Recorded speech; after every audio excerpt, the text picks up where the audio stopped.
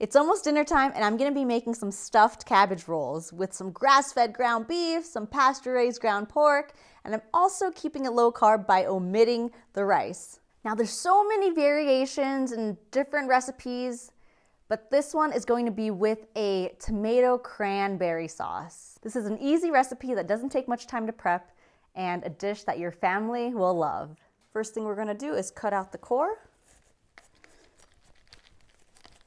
Use a very sharp knife. Try to get as much as the core out as you can. Next, fill up a large pot halfway with water, bring it to a boil, and drop the cabbage in, cork side down. Cover the lid. It's been about 8 minutes, so I turned off the heat. We're gonna take out the cabbage. Pull it right out with tongs. Let that water drain. And place it right on the pan. Let it cool off. Then we're gonna grate 1 onion using the large holes.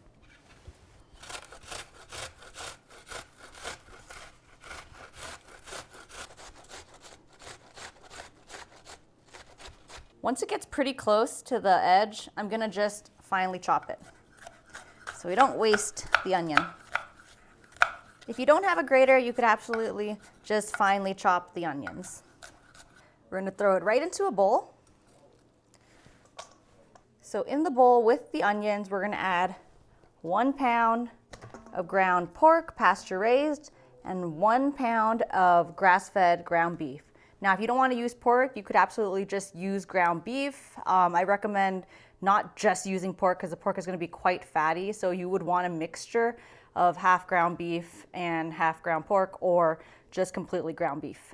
I'm also going to mince 2 cloves of garlic.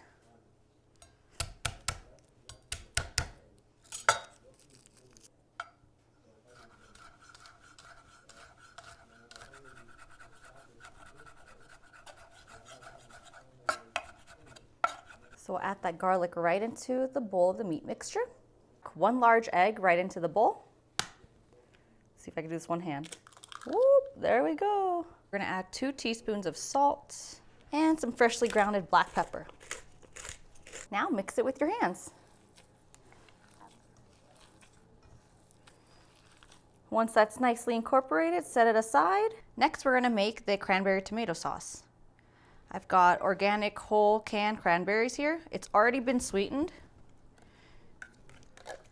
Drop it right in. You could totally make a fresh cranberry sauce with frozen or fresh cranberries and boil it.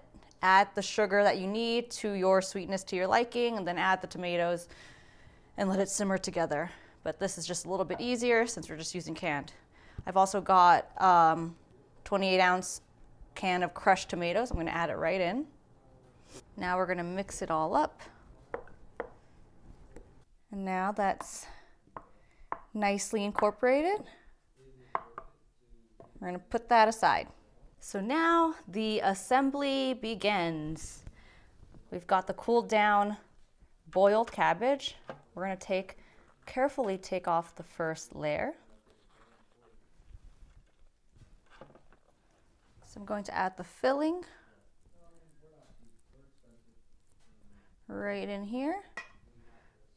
I've got the, what is it called? The spine here. I'm gonna fold it over once, and then I'm gonna get the sides.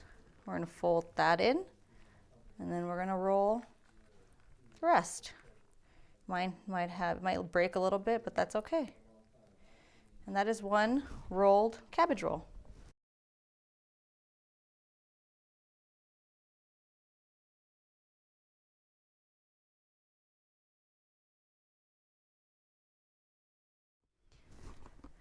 I've got this lovely Xtrema cookware that can bake, that can be put in the oven, that can be put on the stove.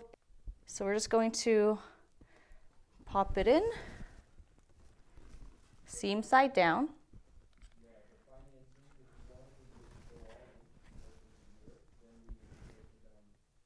So this is how much cabbage is remaining. After 2 pounds of meat, you can always feed it to your dogs or throw it on top of the cabbage rolls if you'd like. But we have the last one here, and it fits perfectly snug here. Now, if you rolled more than what can fit at the bottom, you can definitely stack them, which is fine, because you're going to put a lid on it or cover it with foil. So I've got 11, most of it's pretty fat cabbage rolls. Now we're going to be pouring that cranberry tomato mixture right on top.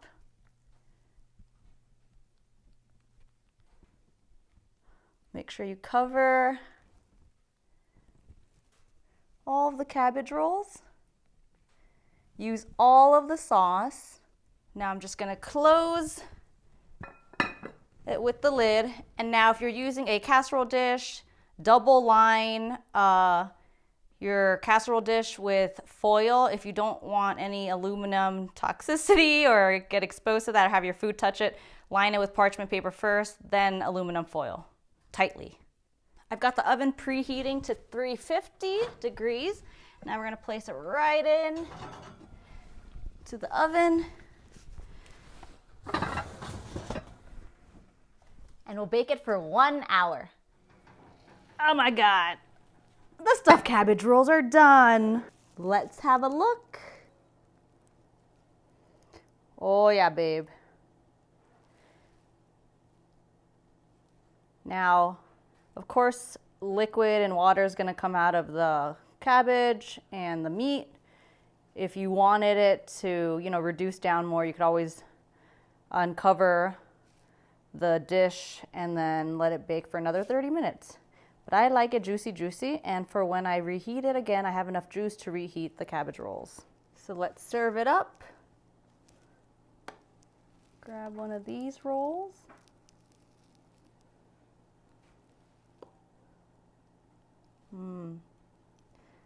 Grab some of the tomato sauce.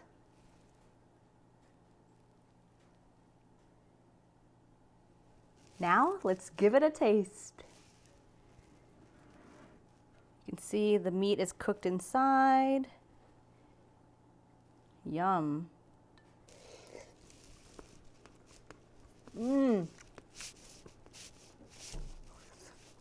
Hot. So good. The meat,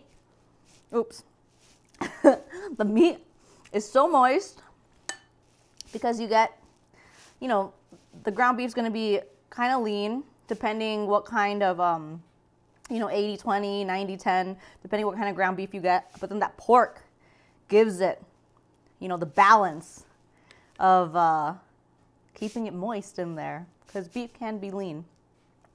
So it's so good. Oh, and I love that tanginess from the cranberry and the sweetness from the cranberry sauce and the tomatoes. You have options. If you have thyme, fresh thyme or dry thyme you want to use up, you can definitely put that in the meat mixture.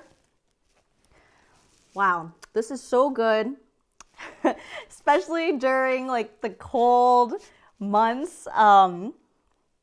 The cold season, it's definitely warms you up. And I want to talk more about my Versa Skillet. I'm not sponsored by them or anything, but if you want to steer away from that, those non-stick pans, which are terrible for your health, like the Calphalon, Analon, all that stuff, Xtrema cookware is just a great type of cookware that you can use. There's no non-stick coating, but the stuff comes off easy. Like I cook eggs, there's different kind of skillets that I have, buy them, and I cook eggs in it.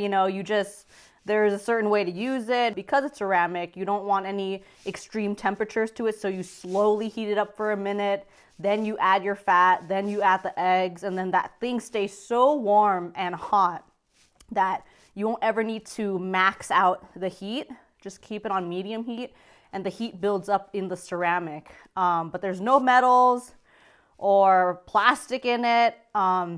It's completely non-toxic and I love it so much. So this is my Versa Skillet. It can even be microwaved as well, which is super cool. So if you want to invest in something like in terms of cookware, this is your jam. This dish is so inexpensive because I'm using minced meat, ground pork, ground beef. You know, you have the option to ideally have grass-fed or pasture-raised, but still incorporating cheap cuts in this kind of form and fashion. It's a nice break from just having, you know, hamburger patties, American style. So I love the flavor that's in this dish. And it was so easy. There aren't very many steps. If you want to keep it low carb and, you know, lose fat, omit the rice. You're still going to be satiated eating meat. Thank you so much for watching. If you have any questions about this recipe, go ahead and leave them in the comment section below. And I will see you in the next video.